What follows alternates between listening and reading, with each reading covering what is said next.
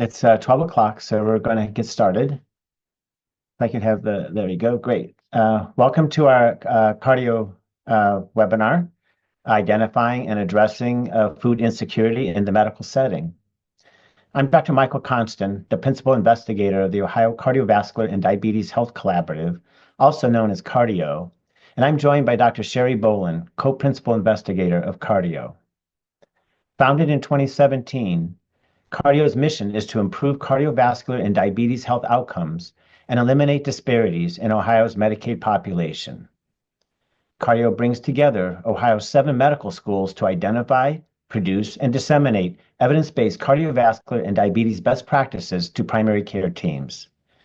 To learn more about the collaborative and to access our online repository of best practices, please visit our website, cardio.org, and download our web app.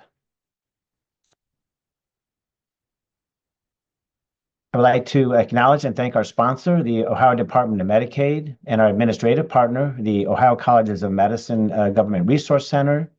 I would also like to recognize the partnership of Ohio's 7 medical schools who contribute to make the Cardio Collaborative a success. Dr. Boland will now provide some logistics regarding today's webinar. Great, thanks, Mike. Delighted to be here. Just a few logistics. If you could please have your first and last name on your Zoom display. If you're joining as a group and have others in the room with you, if you could chat in their names and emails of the folks that are in the room with you. We hope you submit questions during the webinar. Use the question and answer feature to submit your questions at any point, and we will answer that during the Q&A portion of the webinar. And then we will have a survey afterward to get your input as we work to improve our webinars over time. Next slide. We don't have any disclosures on the speaker side as well as the planning committee side. Next slide.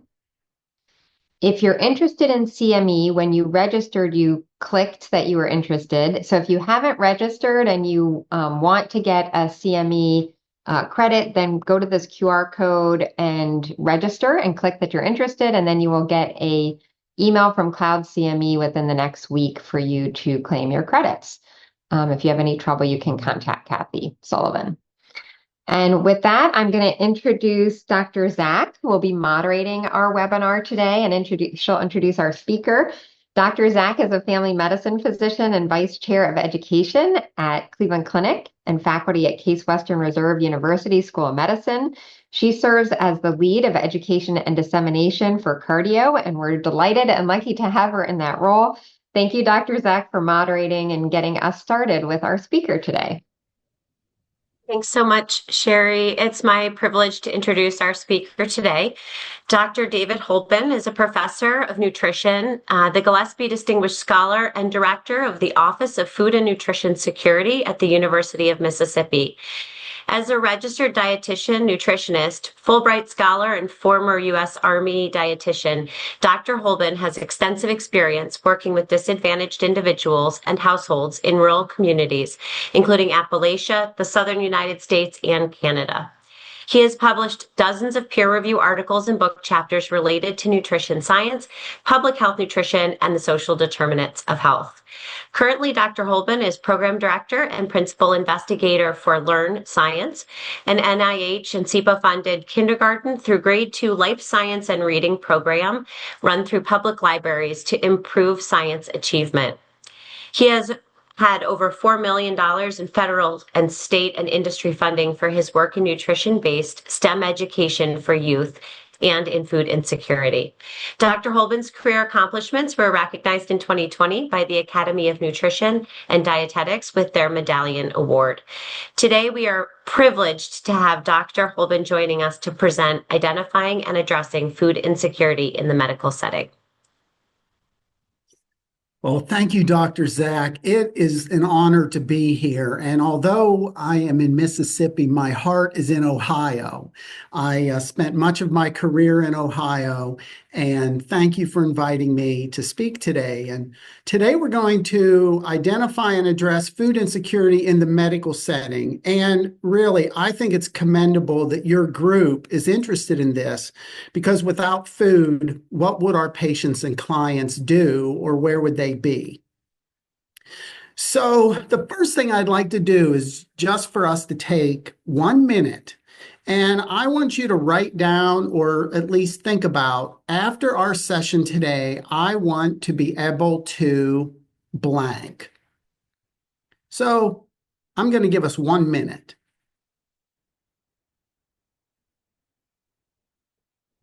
All right, thank you.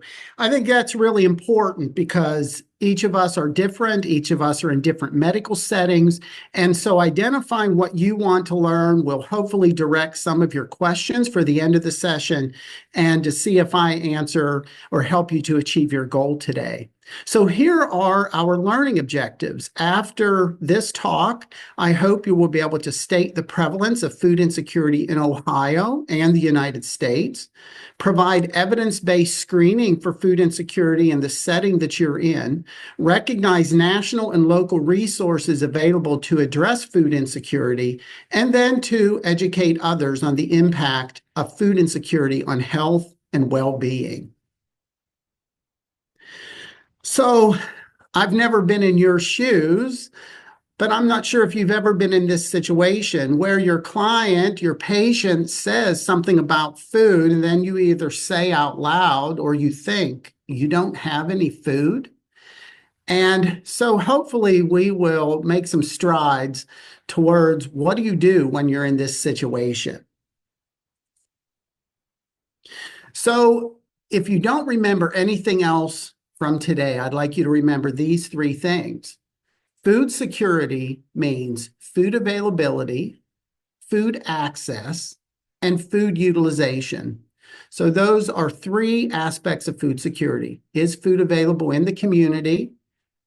Does that individual have access to that food, usually with resources to buy it?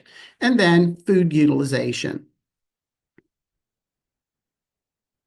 When we look at our food system, we can actually layer these 3 concepts onto it. I'm not sure if you can see my arrow or not, but food availability relates to the food supply chain. Is food being produced? Is it being distributed? How is it processed and packaged? And what retailers and vendors are available? But when we think about food security in the medical setting, we're typically thinking about food access, the food environment. So is food available, and do individuals have physical access? Do they have a car to go to the grocery store? Do they have to take 2 or 3 buses with their children in tow to go get food? Do they have money to buy food? Do they have a federal benefit of some kind to help them access food? And then what's the food quality? What's the food safety like? What information do they have? And then finally, food utilization. What is their diet quality, their diversity, the safety of the diet? And then what health and nutrition outcomes are resulting because of that? So food availability, food access, food utilization. So when we think about food security and food access, probably no matter where we go on the planet, this is a universal dimension of household and personal well-being. When your cupboards are bare, you don't really feel very good about your health, probably. So this is all people at all times having access to enough food for an active, healthy life. And this includes the ready availability of nutritionally adequate and safe foods and the assured ability to acquire them in socially acceptable ways. Sorry, my light's on a timer and it went off, so I apologize for that. So in other words, do your clients have to dumpster dive? Do your clients have to steal the food that they eat? Those things typically aren't considered socially acceptable in our culture. So these are the most recent estimates of food insecurity in the United States. These are measured by the Economic Research Service of the United States Department of Agriculture, and they are measured every December. And so when we hear the unemployment statistics in the United States, those data are derived from the current population survey.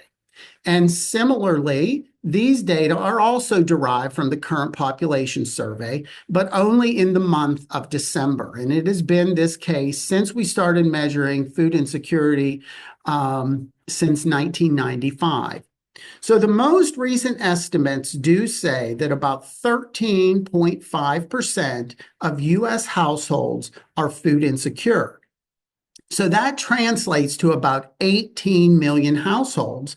And so when we talk about food insecurity, these households were uncertain of having or unable to acquire enough food due to insufficient money or other resources.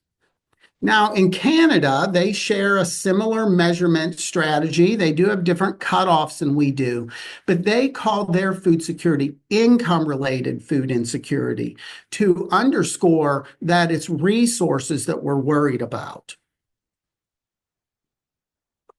So if you're a picture person, here is that in a graphic. So that's about 13.5%. Now, when we just look at households with children, we see that by having more mouths to feed in the household, food insecurity does increase. And so that goes up to almost 18%.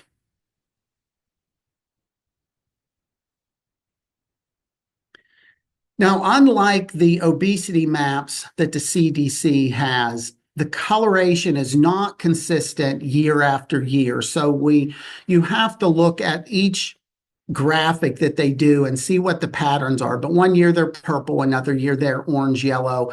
And so, but we're looking at the darker coloration. So these states have higher food insecurity compared to the US average.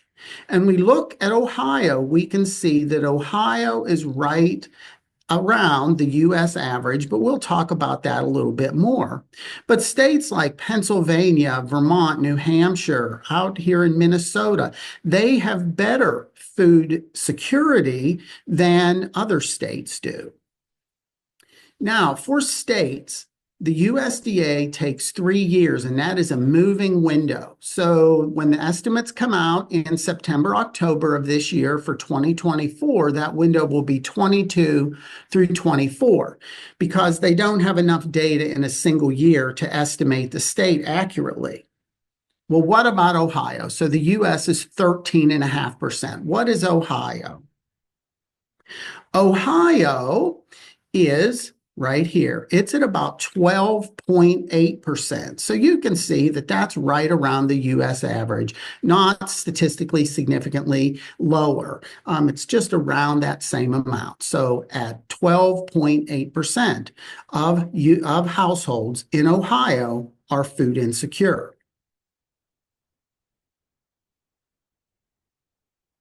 So what other qualities influence whether people are food insecure or not? So we can't necessarily tell a book by its cover, but there are some qualities that might raise red flags and say, oh, these individuals may be food insecure. And if we draw a line at where the US average is at around 13.5%. And then we look at those qualities that are above that line, we can see a few different things. When households have children less than 18 years of age, when households have children less than 6 years of age, they are at higher risk for food insecurity. Single-headed households, whether it's a male household or a female-headed household, both are at higher risk for food insecurity. It's very interesting when we look at the Canadian data, male-headed households aren't at higher risk for food insecurity, but female-headed households are, just like in the US. When women live alone and when men live alone, their risk is higher, more so for women. Black and Hispanic households, again, that's more about income level than the individual's race and ethnicity. And then income. When someone is under 1.85% of poverty or lower, they are at higher risk for food insecurity. Now, we will come back to this in a second, but also if someone lives in an inner city or someone lives in a rural area, they are at higher risk. And then in the South as well.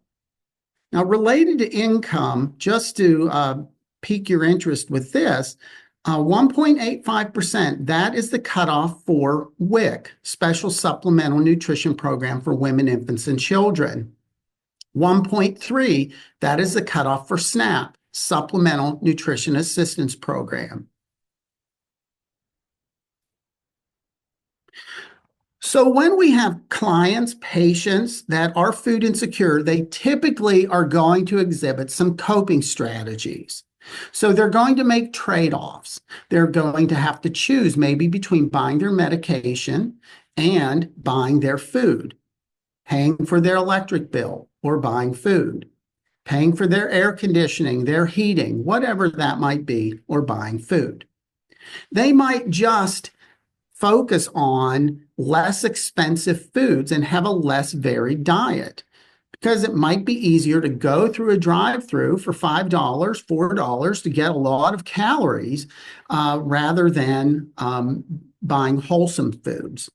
Participating in federal assistance programs, food assistance programs.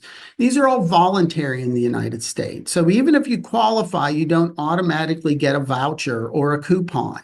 You have to physically say or mentally say, I need this, my family needs this, I'm going to apply.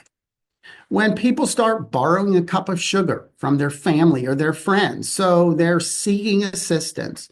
When they go to an emergency food pantry or the food pantry down the street, so a food bank. Sometimes gardening is a coping strategy. We found some positive aspects of this. And then sometimes people hunt, people fish. So when we look over time, this doesn't go back clear to 1995. This goes back to 2001. We can see that food insecurity ebbs and flows. So food insecurity increased at certain time points here in the United States. And if you think back to 2007, 2008, this is when we had a recession. And so you can see here, 2021, this is when we had our pandemic. Now, it did not affect food insecurity. COVID didn't the way people thought it would, but there was an impact.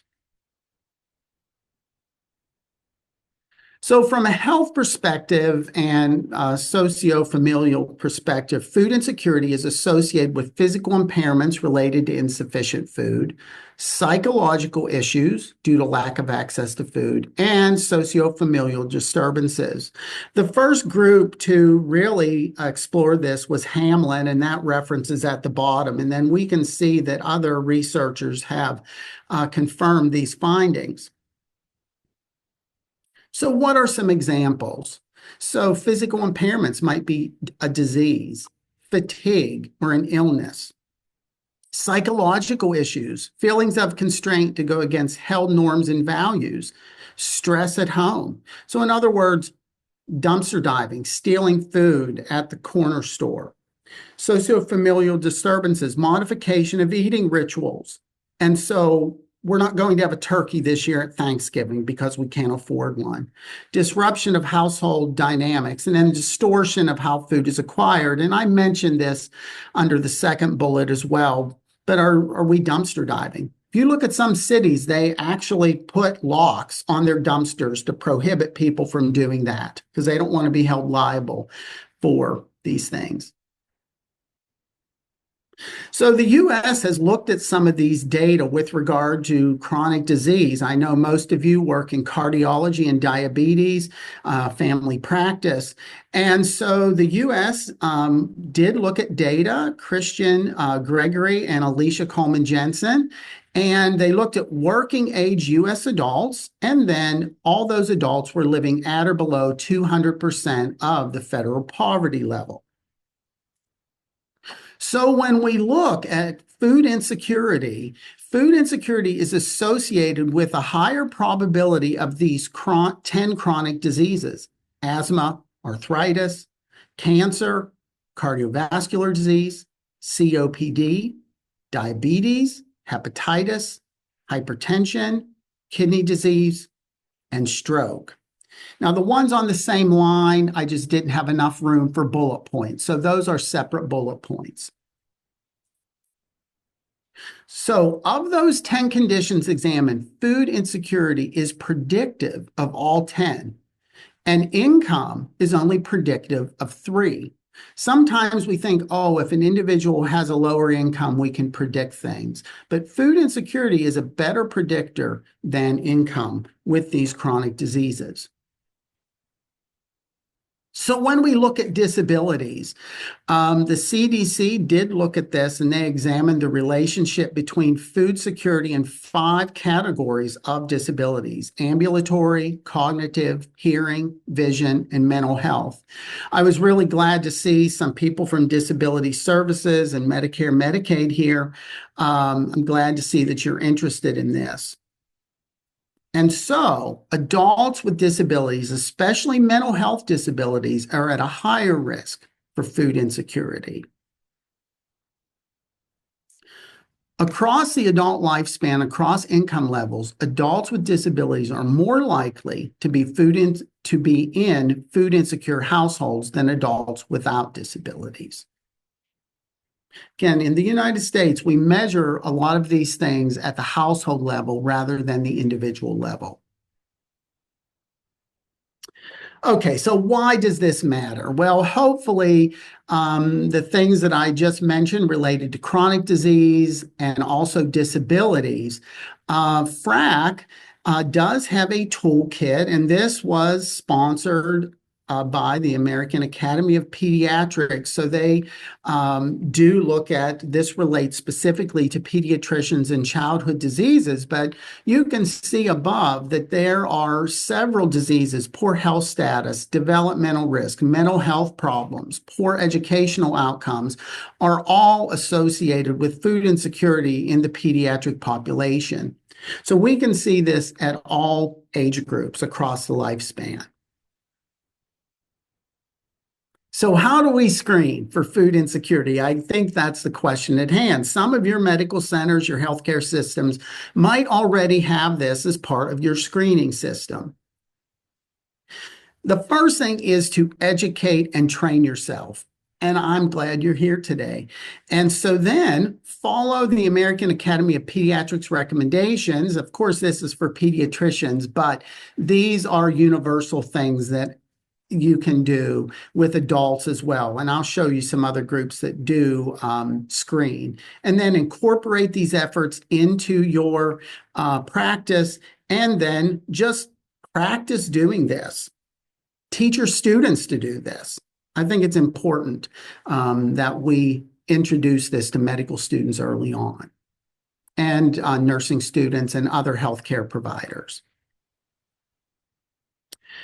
So what I'm going to recommend is the hunger vital sign for you to incorporate into your practice. And several groups do advocate using this tool.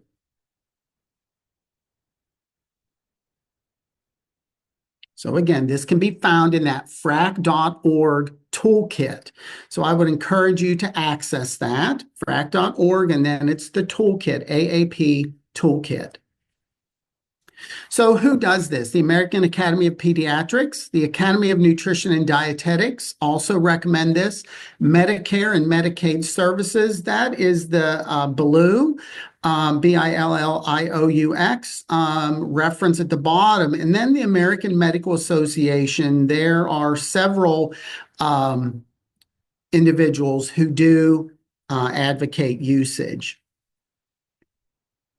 Okay. And then start to screen. Okay, how do we do that?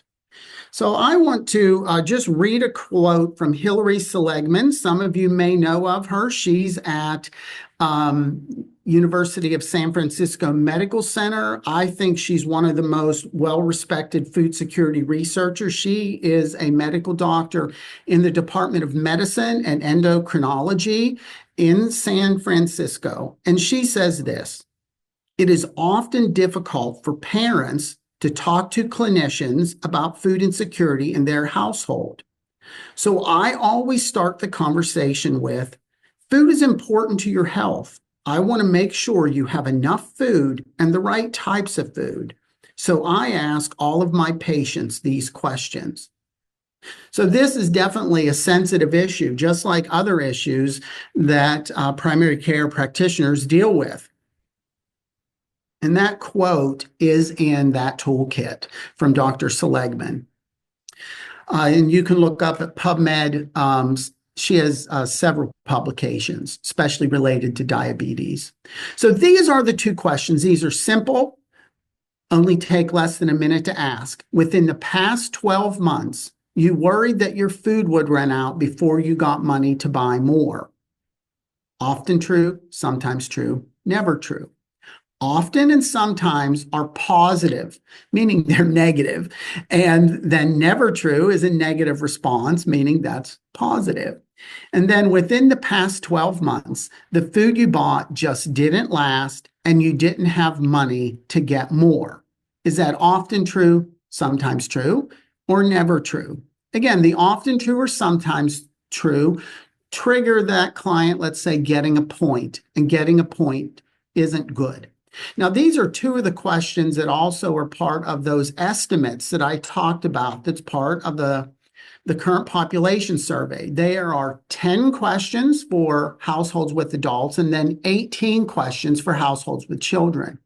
In all honesty, when I do research, I never ask the child questions because I think some parents want to lie because they are a little embarrassed about their responses.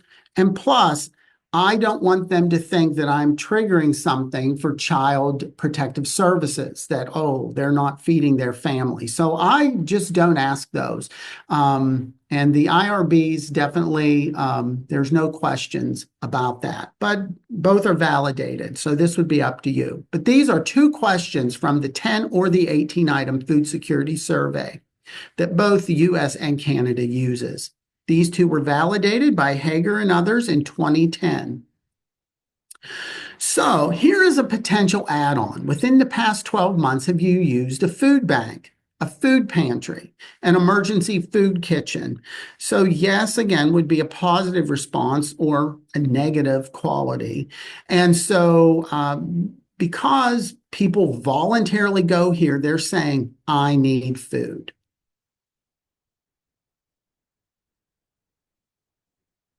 Okay, so if you see positive responses to these questions, then what do you do? Now, hopefully, if your healthcare system, medical center has these as part of the screening when patients are admitted, that you already have something in place. So this is what we would do if a person says yes to these. By the way, some of these fruit and vegetable pictures were taken in Ohio. That first one that I showed you was from a produce auction where Amish and English farmers do sell their produce to establishments, restaurants, hospitals, other places in Ohio. And then this is from the Athens Farmers Market. And this farmers market accepts WIC and Senior Farmers Market Nutrition Program vouchers.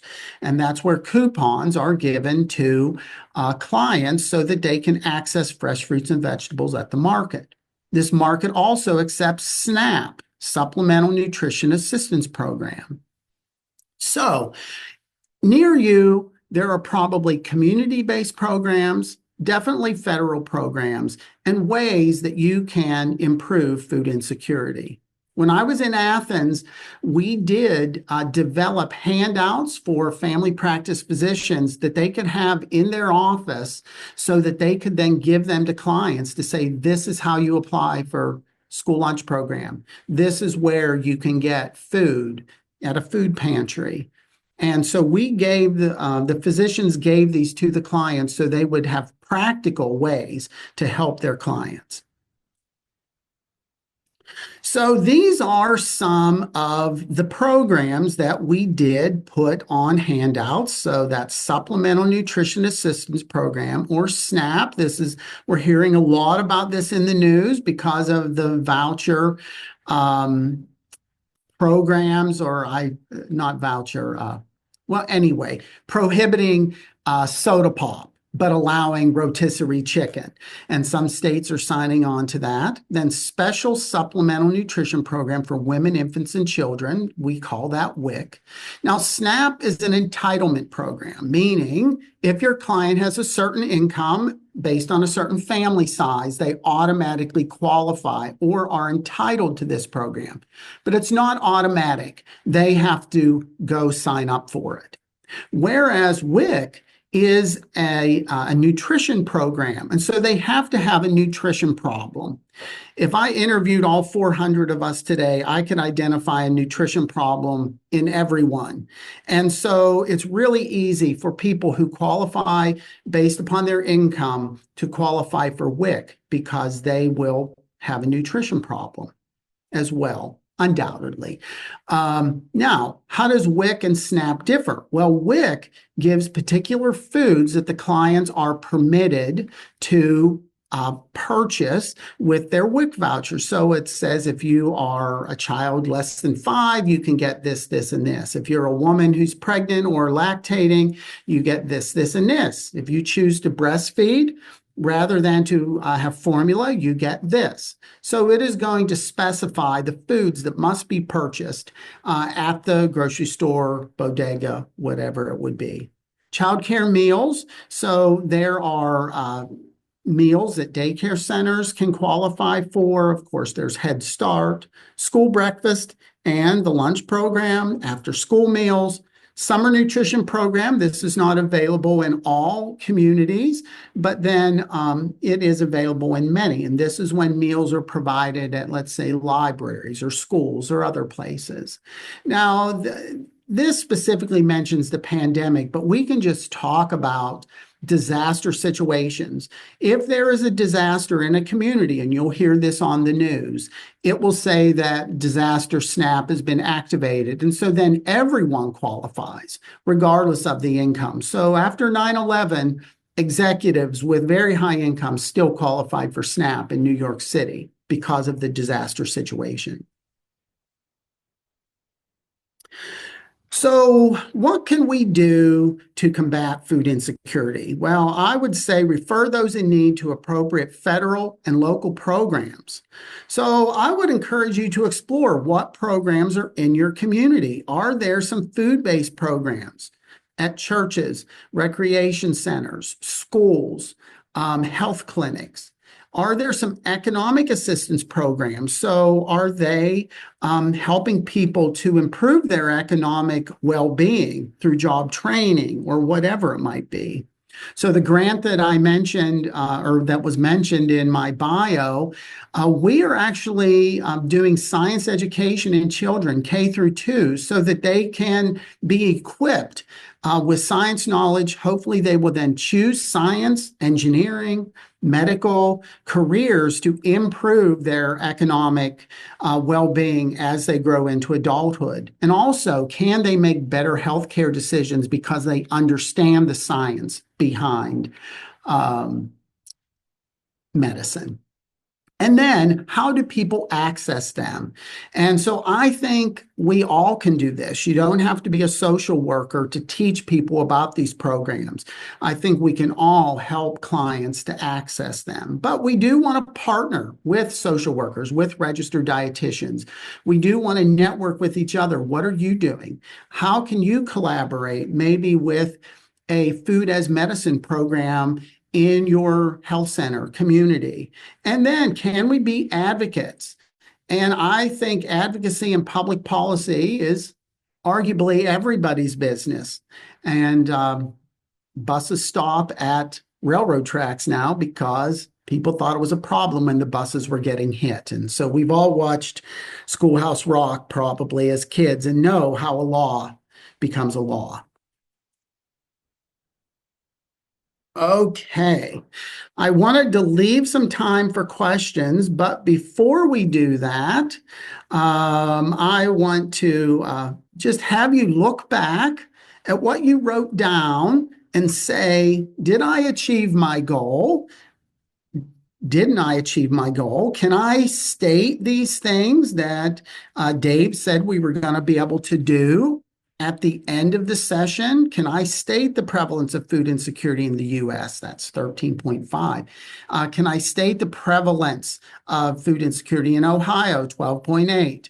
And can I list the two questions when screening for food insecurity? What's one national resource that I have in my community? What's one local resource that's available in the city where I live? What's one negative outcome of food insecurity or one negative association of food insecurity on health and well-being? And then how do you plan to implement screening in your medical setting? And I'm going to give you 1 minute to think, and then we will just start the questions. So get your questions ready and after this minute. All right. So Dr. Zack and company will be monitoring the questions. And so those are my references. Please feel free to use those and contact me if you have questions. So Dr. Zack and team, what questions are arising? Thank you for that excellent discussion. We do have a few questions, and a reminder to those who have questions, please use the Q&A feature as opposed to the chat if you are able to. To start with, we have someone who says they're in Wisconsin at a local health department. They've been using the term nutrition security, having the right calories rather than food security, having enough calories. Nutrition security encompasses food security, but also addresses diet quality and equity. Recognizing structural inequities make it hard for people to eat healthy, as you mentioned. What is your thought on using this term nutrition security rather than food security? All right. Thank you for that question. So oftentimes those two terms are used interchangeably, but as you note, nutrition security is different than food security. And so I think that's good. Practically speaking, it is often difficult for people to access enough food, let alone saying, oh, wow, you need to access these particular foods in order to be healthy. So, of course, we do want to encourage people to make those healthy choices. And this is probably one of the biggest controversies related to the SNAP issue in our country right now. For example, should soda pop, cola be prohibited on SNAP? And so when I look at that as a registered dietitian, I say, oh, sure, because supplemental nutrition assistance programs.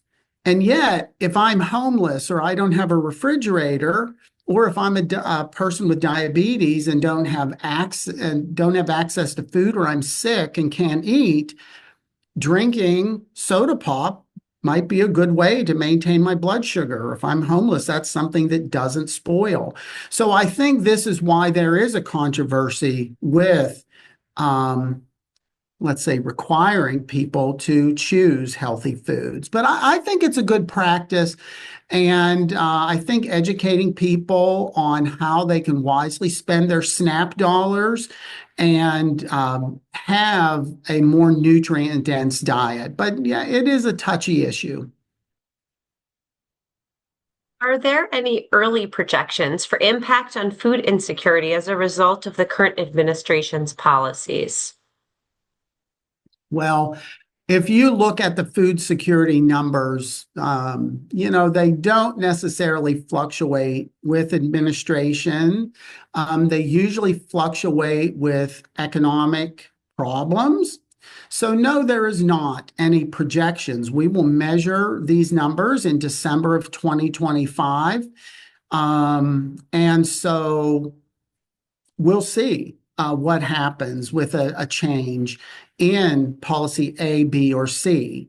And so the shorter answer is no. Thank you. Do you have any perspective on the new USPTF guidance around screening and intervention for food security? I'm not sure I'm familiar with that. So could they clarify that a little bit? What's the acronym again? The U.S. Preventative Task Force, USPTF. Okay. No, I'm not sure what they're using for screening, if I'm being totally honest. And so if I knew what they were using, I maybe could react. So I don't have an answer for that. I'm sorry. If the person who asked that wants to clarify in Q&A, feel free.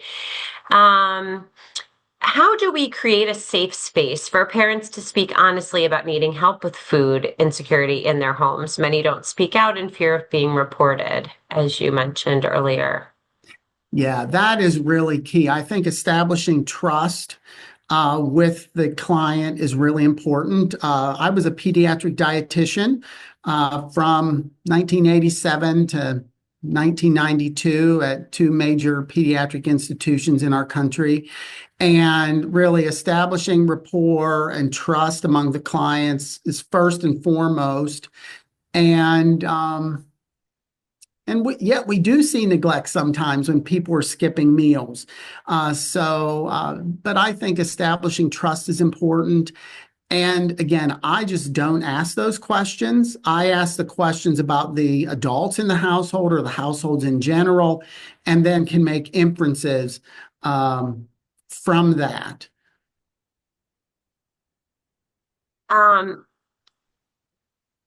Is there a limit that you're aware of to food bank utilization? So how many times you could go to a food bank, how many food banks you can visit? Are there limitations to accessing those types of services?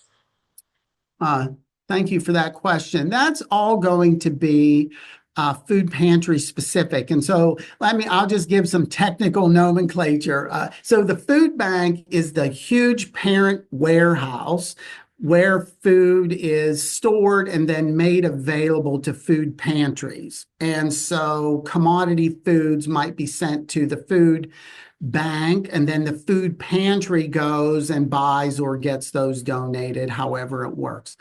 And so a food pantry is the local community system. So we have a food pantry here on our university campus. It's not tied to a food bank. So they use all donations, either by money or food, to supply that.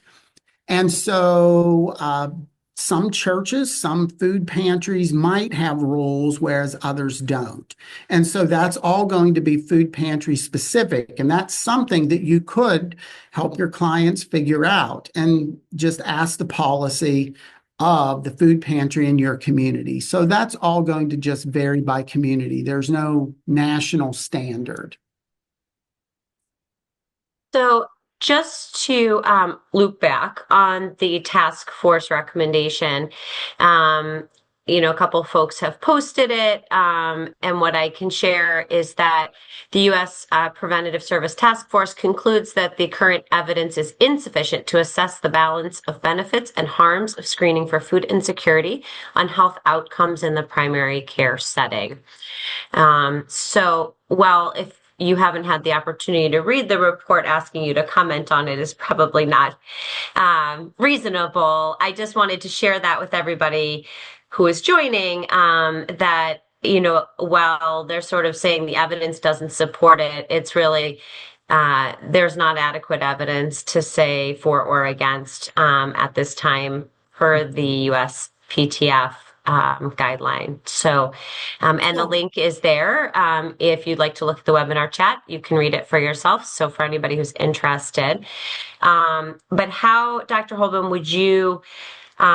would you say when we have folks telling us the evidence doesn't support screening, kind of what would be your answer to that in our institutions and clinics and settings where we're trying to advocate for this type of work? Okay. Well, if the evidence doesn't support it, the evidence doesn't support it. But I would say maybe we need more evidence. So is there a study that I can do in my medical center? Is there something that we can do across the state to get more evidence? And so I would say, first, contribute to the evidence. Second, these are validated questions. These two questions they do, how can I say, translate well to the validated measure, the larger one that the USDA uses. And so I think it can give you information about your client. And if they don't have access to food, and it's as simple as asking two questions that take less than a minute, then I would say, why not? I guess that's what I would say. Can I contribute to the evidence? And then why not ask it? Thank you. We have time for just a couple more. One of our folks said, I work with FQHCs on chronic disease management, and many don't have dietitians or nutritionists to guide patients on what to eat for diabetes or hypertension. I have found this is a gap. Any ideas on how to connect patients to this service? The service of dietitians and social workers, I guess. Yeah, I think dietitian or nutritionist where they don't have access to it in their local clinic or community setting. Mm-hmm.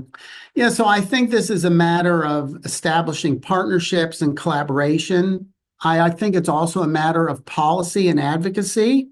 If you see this as a need, then you probably, I hate to say probably, I think this is an opportunity to talk to your national representative and your state representatives to see if that can be incorporated into what is covered by the insurance program that client uses.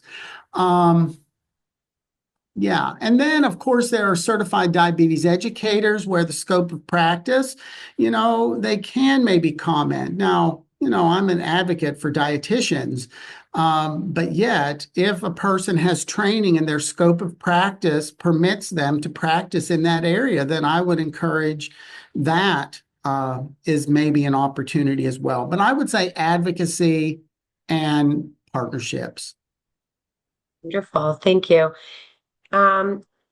For folks that would like to start a food program, maybe a pantry, a food giveaway at their institution or clinic or site, how do you recommend that they might get started with this process? Okay. Well, wow, these are some great questions I didn't anticipate. Okay, so if you're going to have a food pantry, you have to think, what do I need? Well, you're going to need space. So that would be one of the first steps. You're going to need potentially refrigeration as well. You're going to need an area where people can come and have dignity and feel good about going there. So that's the first thing. Do you have the space to do that? Then you have to think, well, how is this going to be funded? And so if I contact the Mid-Ohio Food Bank, what would it take for me to get food from them for that food pantry?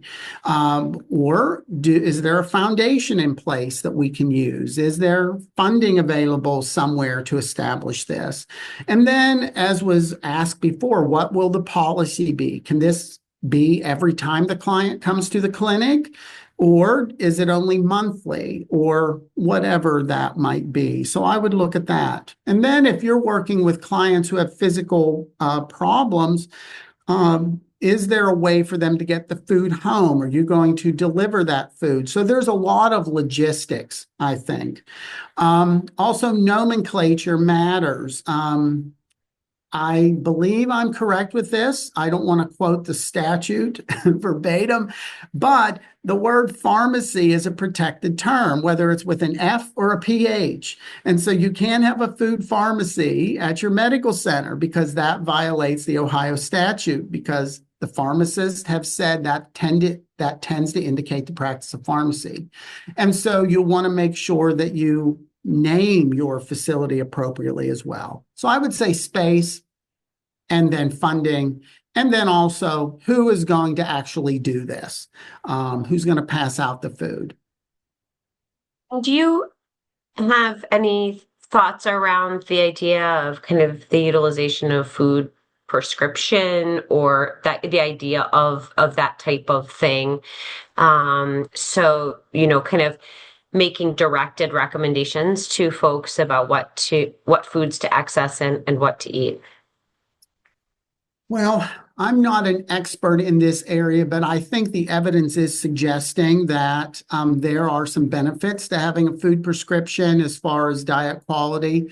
Again, I don't want to overstate it because I did not look at the evidence for that for this talk, but it almost legitimizes healthy eating.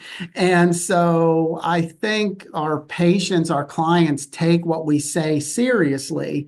And so what I think our words, whether they're written or verbally, probably are taken seriously.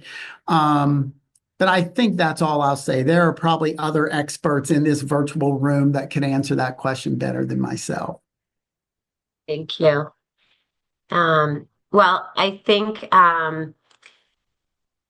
that takes care of most of our questions today. And I don't know if you have any final thoughts to wrap up. The kind of last couple questions that we had echoed folks' concern about access to resources and how do we prepare our clients or patients for potential change in access to food resources. Is there something that we should be recommending to them, a way for them to prepare, something for them to do, so that, if their benefit changes unexpectedly, they are able to manage that? Sure. We try to anticipate these changes, but we're wrong most of the time. What comes to mind is refer your clients to Susie Orman. I hate to say that, but, learning how to manage resources is a vital skill for people to do. It's a shame that we don't have home economics programs in many, many high schools anymore. So I think helping clients to manage their resources. And if you read the position paper of the Academy of Nutrition and Dietetics, helping clients to improve their economic self-sufficiency is one of the best skills we can teach them to improve food security. And so helping our clients to make wise choices with the resources that they do have, I think, is important. And again, food availability, food access, food utilization. And thank you for being here. It just shows, I think, your interest in this important topic. Absolutely. And do you know of any resources where we might use in working on that economic understanding or sufficiency for patients? Mm-hmm. So I think there will be community-based programs that is their whole mission. I would look at those. Is there a workforce development program that people can access? Is there a financial management program, just learning to manage resources? I think it's called Money Think is the one in high schools that are utilized. So maybe are some colleges and universities partnering with high schools to teach just basic financial literacy. I think that's really important. But I guess that's all out. And really, there's advertising at stores that will try to encourage clients to buy things that are not food-based or to buy unhealthy foods. And so we have to teach clients to navigate that system. Wonderful. Thank you. And I do want to mention that one of our folks in attendance recommended a website called FreshTrack, FreshTrak.com. And you can enter your household zip code and it helps to identify food resources. So great resource. Thank you for sharing that with all of us. And with that, I want to extend a huge thanks to Dr. Holben for being here and speaking with us today on this hugely important topic. Thank you. You're welcome. Thank you, Dr. Holben. A wonderful talk. Thank you, Dr. Zack, for moderating. You can move to the next slide. We'll just go through. So just a reminder that if you wanted to claim CME, to make sure you registered and you've expressed that you're interested in CME, so you can get that, and you can use this QR code, and they'll put a URL in the chat as well. Next slide. And we do want to hear from you about how we can improve our webinars and other future topics. So we will send out a brief survey after this webinar and would love for you all to let us know how it went. Next slide. So again, thank you to our speakers, moderators, and also thank all of you for joining with us today. If you're interested in learning more about cardio, you can visit us on cardio.org or follow us on social media. We have a monthly newsletter that comes out, and I think somebody asked about the slides, which those will get posted on our website as well. So thank you all, and have a wonderful rest of your day.